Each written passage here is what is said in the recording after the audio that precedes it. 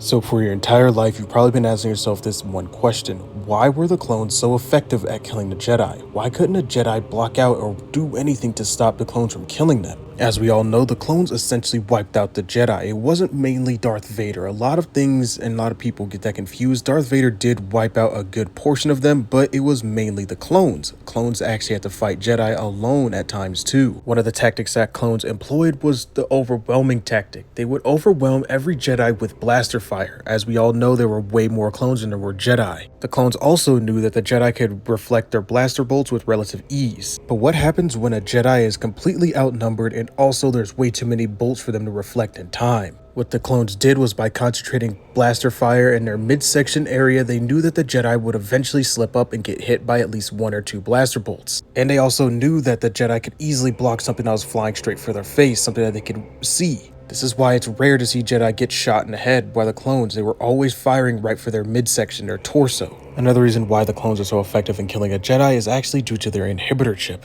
The way their commands came in through their inhibitor chip was that it seemed like a straight direct order. There was no malintent behind them killing a Jedi. It didn't affect their mind that way. They were just simply following orders. Only the most astute Jedis would be able to tell the difference and feel the shift in the Force. One of the last reasons and one of the most overlooked reasons why the Jedi were so easily killed by the clones was actually the galaxy itself. Between the war, between the politics, between the whole galaxy not being able to get along whatsoever, the Jedi were completely blinded by the dark side of the Force. Also, Palpatine himself would flood the galaxy with dark side energy, dark side thoughts. With the galaxy at war and everybody constantly fighting and people dying, the dark side was penetrating every single last thing. So some of the younger Jedis, a lot of the Jedis in general, actually could not feel what was going on whatsoever. They cannot feel shifts of darkness in the galaxy at all. Or if they did, they would just chalk it up to something just happened on a battlefield somewhere. But this was all ultimately part of Palpatine's plan. Every single last meticulous detail of this whole war was all Palpatine's plan, even him forcing the dark energy into the galaxy during the time of Order 66. But anyway, that's all I have for this video. Let me know your guys' thoughts and opinions in the comment section down below.